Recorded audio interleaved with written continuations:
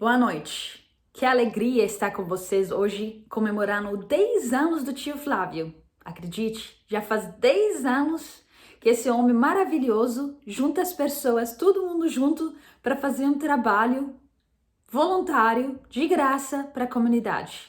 Parabéns para cada um de vocês, parabéns para esses 10 anos de trabalho. Eu sei que não é fácil. Esse ano não está sendo fácil mesmo para ninguém. Eu quero parabenizar vocês e quero falar que já 2020 está acabando, a vacina está chegando. Meus sentimentos para cada um que perdeu alguém querido e espero que todos que estão doentes já se recuperam. E vocês se cuidem, por favor, se cuidem para a gente conseguir se juntar logo, pessoalmente, todos nós. Eu quero me apresentar, meu nome é Mahamamo. Por 30 anos da minha vida, eu vivi como apátrida. Você sabe o que é apátrida? Eu sei que alguns de vocês já me conhecem e já sabem que eu esteve lá com vocês pessoalmente. Mas para quem não me conhece, apátrida são as pessoas que nascem sem pátria, sem nacionalidade, sem documento, sem RG, sem nada dos direitos básicos. Por quê? Porque quando um ser humano nasce, você consegue a sua nacionalidade de dois jeitos. A primeira, pela terra onde você nasce. Então, qualquer pessoa nascido no território brasileiro é considerado brasileiro. O segundo é pelo sangue. Então, se você nasce na Itália, você não é italiano. Você é italiano somente se seus pais são italianos. Ou se você tem uma relação sanguínea com a Itália. No meu caso, eu nasci no Líbano. Você é libanês somente se seu pai é libanês. Meu pai era sírio. Os dois. Minha mãe era síria, meu pai era sírio. E ainda. Então, eu deveria estar síria. Mas minha mãe é muçulmana e meu pai é cristão. O casamento na Síria, interreligioso, entre muçulmanos e cristãos, é ilegal. O que gerou? Um casamento no Líbano que gerou 3 filhos sem documento, sem registro, não poderia ser nem libaneses e nem sírios. Nascer apátrida, como criança, você nem sabe o que está acontecendo na sua vida, você não sabe nada. O único problema começa, nem a única, mas o problema começa como criança quando você vai estudar.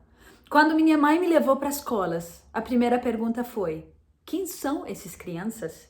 Cadê o documento que fala quem são eles? Aí minha mãe teve que rodar de uma escola a outra pedindo favores. Pedindo, por favor, eu quero que eles estudem. Eu quero que essas crianças estudem. Até que uma escola armênia nos aceitou. Aí que a gente começou a estudar. Como criança, tendo o mesmo estudo, mesmos professores, mesmo uniforme de todas as outras crianças, você não percebe a diferença, certo? Mas a gente vivendo a vida em cada dia era diferente. A gente tinha desafios em cada dia da nossa vida. Eu, minha irmã e meu irmão. Na idade da adolescência, foi lá que a gente começou a perceber. Eu jogava basquete, fui recrutada para jogar como equipe profissional. Não consegui me juntar. Eu passava mal, ia para o hospital, não conseguia entrar no hospital, porque eu não tinha documento para apresentar. Não tinha nada. Meu maior medo era andar na rua. Andar na rua é separada pela polícia. Aí quando a polícia me para, o que eu tenho que apresentar? Eu tenho documento nenhum que fala quem sou eu. Aí o medo de ser considerada como terrorista, o medo de ser presa. Sempre quando eu via um blitz, eu corria para o outro lado. Mas além disso, como você vai trabalhar sem documento? Como você vai existir realmente como ser humano sem ter nada que mostra quem é você? Eu achava que era só eu, minha irmã e meu irmão nessa situação. Eu achava que era simplesmente assim que a gente tem que entender, tem que viver a vida. Mas eu quis procurar uma solução. Eu quis existir. Eu nunca quis desistir. Eu quis existir. Comecei a escrever a minha história e mandei para o mundo inteiro. Comecei a mandar primeiro, né, para os ministros, presidente do Líbano, embaixada da Síria no Líbano, muitas pessoas que eu achava que conseguiriam me ajudar, mas infelizmente ninguém falou nada.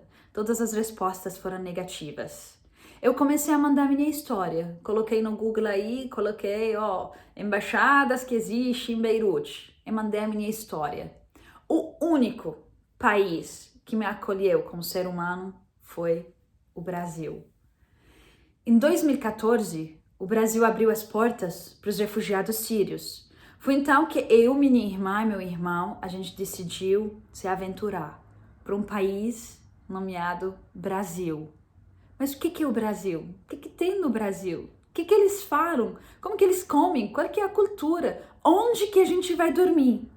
Todo esse medo começou a nos seguir, mas acreditamos e nossa fé era grande. Fui procurando nas redes sociais, achei uma família em Belo Horizonte, Minas Gerais, que acolheu a gente. Eu, minha irmã e meu irmão viemos no Brasil. Falava 4 línguas, inglês, francês, árabe e armênio, mas não falava português. Tinha mestrado na época que eu cheguei no Brasil, mas o único emprego que eu consegui era panfletagem na rua. Mas eu era feliz. Meu sonho naquela época, em 2014, era de ser reconhecida como refugiada. Fui pedir refúgio pelo Brasil porque descobri que nas legislações brasileiras não existia nem a definição de palavra apátrida, nem um mecanismo para resolver isso. Mas o jeito de conseguir viver lá legalmente é pedir refúgio. A gente pediu. Sonhamos com esse dia chegar.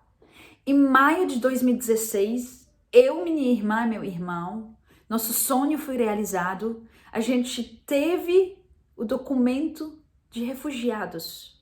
Viramos refugiados. É lá que falamos, tudo bem, o Brasil tem tempo, 5 anos, 10 anos, 20 anos. Quando as leis mudassem, a gente consegue ter a nacionalidade brasileira. Mas a vida não é bem assim. A vida é tão cruel que depois de 1 mês eu perdi meu irmão. Meu irmão faleceu numa tentativa de assalto. Sim, na mesma cidade que acolheu a gente, em Belo Horizonte, Minas Gerais. Ele faleceu com 26 anos de idade. Ele era jovem, cheio de sonhos. Tudo que ele queria era o documento para ele existir. O único documento que a gente conseguiu dar para ele era a certidão de óbito, com o nome dele. Sim, porque uma apátrida quando nasce não tem certidão de nascimento, vive a vida, morre sem certidão de óbito.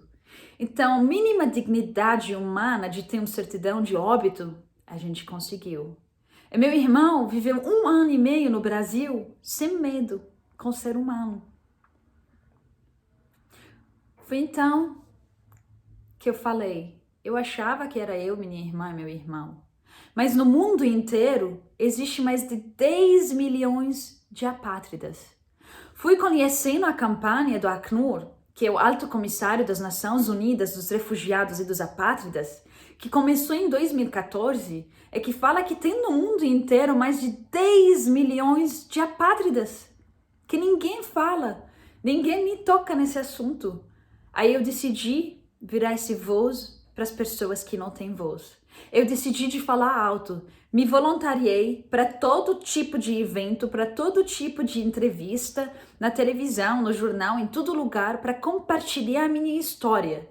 Porque se a gente não fala nossas dores, não chegam e nada muda. Foi então a minha contribuição na nova lei de imigração de 13445 no Brasil, que tem um capítulo tudo que fala sobre a apatridia, que define uma pessoa apátrida e que tem um mecanismo para resolver isso. Foi então que meu sonho da vida de 30 anos foi realizado. Em 4 de outubro de 2018, eu virei brasileira. Hoje, com maior orgulho, eu levanto, eu falo, eu levo a lei do Brasil para o mundo inteiro como exemplo.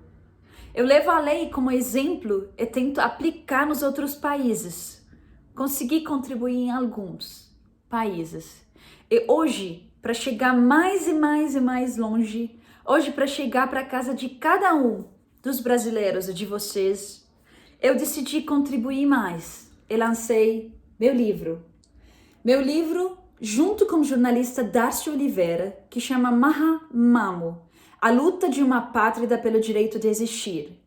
Esse livro de Globo, de editora Globo, vocês podem adquirir ele em todas as livrarias, online, tá em todo lugar. Em 272 páginas, tentei resumir 30 anos da minha vida. Então, se você quer conhecer mais, me segue no Instagram, @realmahamamo, MAHAMAMO. E se você quer conhecer mais sobre a história, é sobre o que eu mais acredito, que todos têm o direito de pertencer, você pode ler o livro. Obrigada, parabéns de novo, beijos!